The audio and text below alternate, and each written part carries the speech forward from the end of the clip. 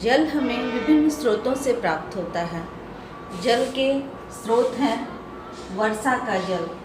जैसा कि हमने जल चक्र में देखा, जल चक्र वह प्रक्रिया है जिसके द्वारा पृथ्वी का जल वाष्प के रूप में परिवर्तित होकर बादलों का रूप लेकर वायुमंडल में चला जाता है और पुनः वायुमंडल से वर्षा का रूप लेकर पृथ्वी पर वापस आ जाता है। यह पूरी प्रक्रिया संघनन, वाष्पीकरण के द्वारा होती है।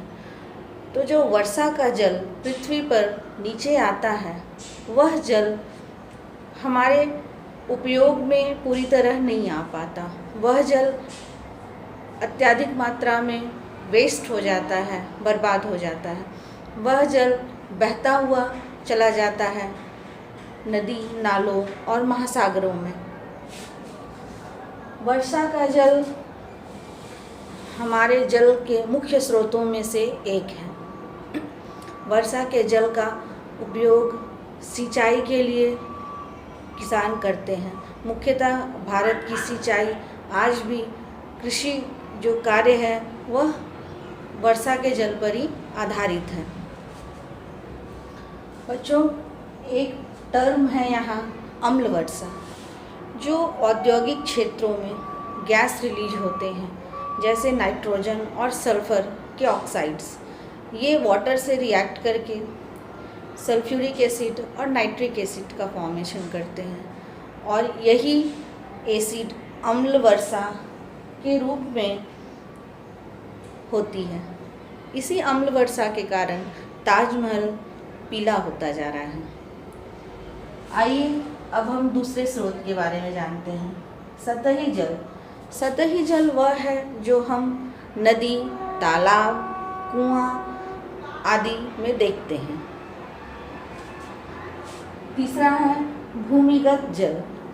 भूमिगत जल बच्चों, जब वर्षा होती है तो जमीन के जो पृथ्वी के सतह हैं उनके छिद्रों से रीस कर जल जमीन के अंदर चली जाती है। जमीन के अंदर चट्टानों से रीस कर अंदर चली जाती है, जिसे हम भूमिगत जल कहते हैं। अंतःस्यंदन या इनफिल्ट्रेशन।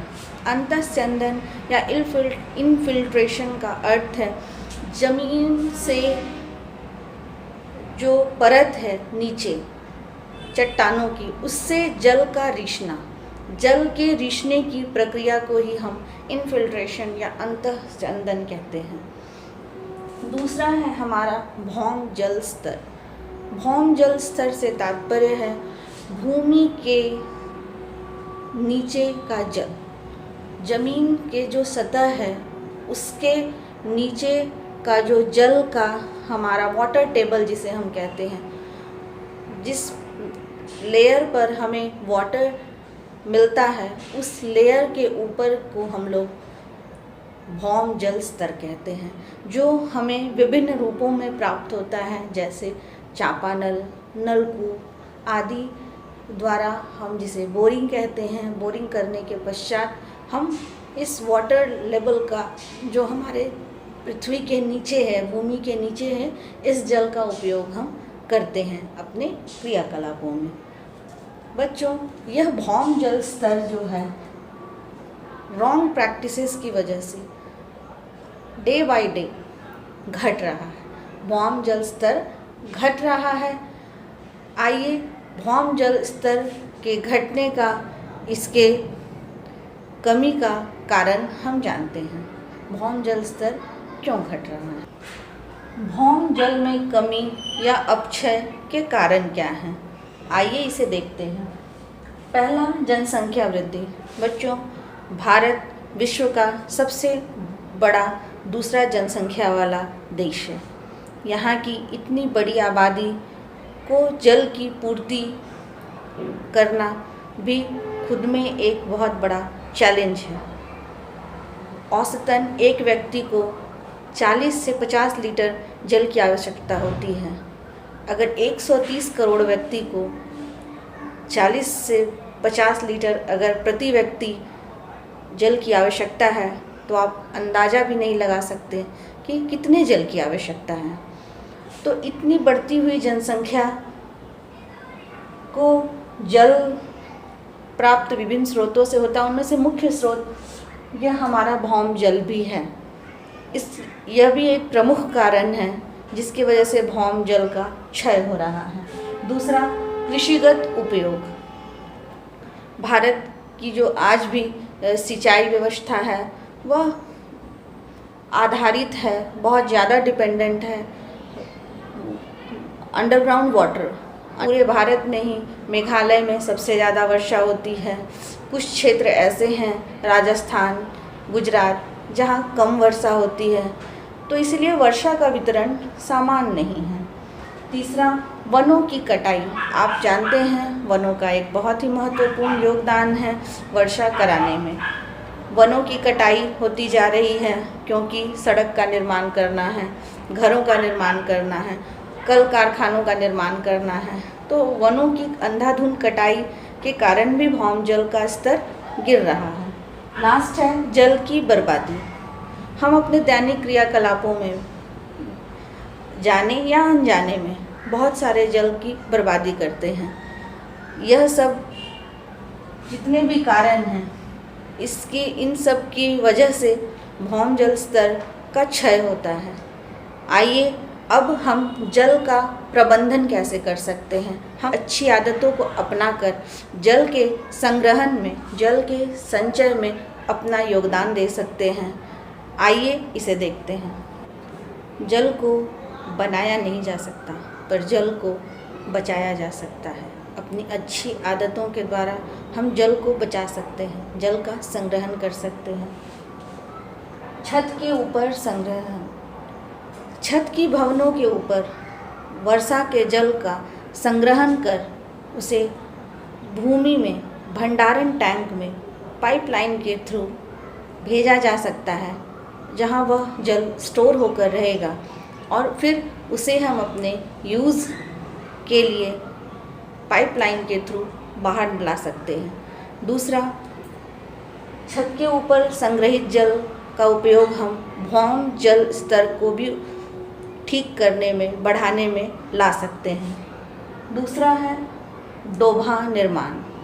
डोभा निर्माण झारखंड सरकार द्वारा कई क्षेत्रों में किए गए हैं। डोभा एक बड़ा सा गड्ढा है, इसमें वर्षा का जल एकत्रित होता है ताकि जल की आपूर्ति हो सके। आपने देखा होगा पशुओं को, पक्षियों को जल के बिना मर जाते हुए। डोभा निर्माण से बहुत सारे ऐसे समस्याओं का निदान हो सकता है। ड्रिप सिंचाई तंत्र क्या है बच्चों?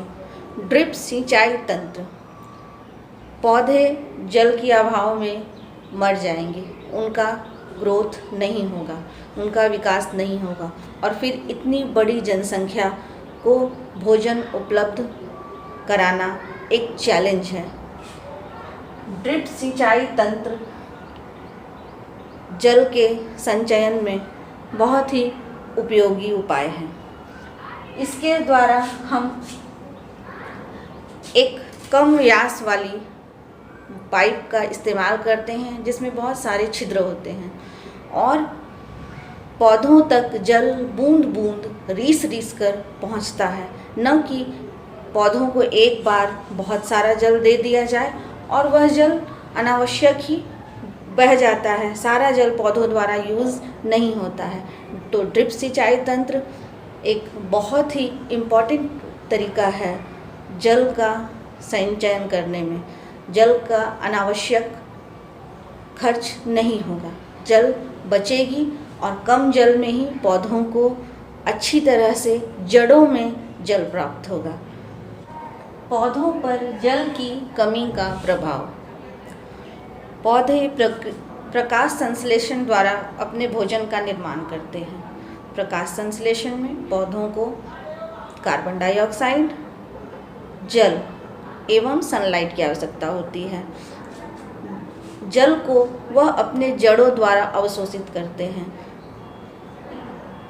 जल में घुली हुई लवण और पोषक तत्वों को अपने जड़ों के द्वारा ही अवशोषित करते हैं।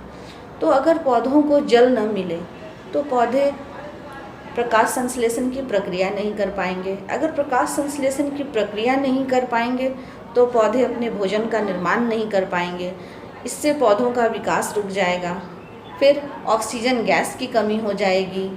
तो इसलिए पौधों में जल की कमी का प्रभाव सीधे सीधे मनुष्यों पर और जीव जंतुओं पर पड़ता है, क्योंकि हम पौधों पर ही निर्भर हैं अपने भोजन, श्वसन एवं अन्य कार्यों के लिए। तो इसलिए हम कुछ गुड हैबिट्स, कुछ अच्छी आदतों को अपनाकर जल से आने वाली इस विकट समस्या को रोक सकते हैं। आप आए दिन समाचार पत्रों में देखते होंगे, जल की कमी हुई, जल की आपूर्ति टैंकर द्वारा की गई, लोगों ने सड़क जाम कर दिया जल के लिए, लोग लंबी कतार में खड़े हैं जल के लिए। बच्चों, यह समस्या आए दिन समाचार पत्रों में देखने एवं पढ़ने को मिलता है। आइए हम अपनी सहभागिता द्वारा जल के होने वाले इस समस्याओं में कुछ कमी लाने का प्रयास करें, कुछ अच्छी आदतों को अपनाकर। और ऐसे ही एक महान व्यक्तित्व के बारे में हम जानेंगे, क्यों इन्हें जल पुरुष कहते हैं। जल पुरुष इनके जल के क्षेत्र में, जल के संग्रहण के क्षेत्र में इनके अनुपम और अनूठे योगदान की वजह से सिमोन ओरांव को हम जल पुरुष कहते हैं। आइए छोटे से कम समय में हम इनके व्यक्तित्व के बारे में जानते हैं और इनके द्वारा किए गए कार्यों की। सिमोन ओरांव, जिन्हें हम जल पुरुष के नाम से जानते हैं। सिमोन ओरांव रांची के बेड़ो गांव के रहने वाले हैं।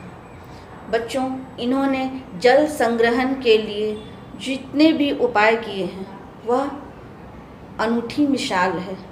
उन्होंने अकेले 6 गांवों में तालाबों का निर्माण करवाया और अब उन गांवों की स्थिति बहुत ही अच्छी है। अब उन गांवों में 3 फसलें उगाई जाती हैं। उन्होंने बांध एवं नहर का निर्माण करवाया। बच्चों, उनके इन्हीं कार्यों को सम्मान देने के लिए सरकार द्वारा 2016 में उन्हें पद्मश्री के सम्मान से नवाजा गया। बच्चों, सिमोन ओरांव के इस कार्य की हम प्रशंसा करते हैं, सराहना करते हैं और हम भी यह प्रयास करेंगे कि जल को हम बना तो नहीं सकते पर बचा ज़रूर सकते हैं अपनी अच्छी आदतों द्वारा। आइए खुद और अपने आस पड़ोस के लोगों को जागरूक करें। जल बचाएं, जीवन बचाएं, क्योंकि जल ही जीवन है। मिलेंगे फिर हम लोग किसी अगले टॉपिक के साथ नेक्स्ट वीडियो में। तब तक के लिए धन्यवाद।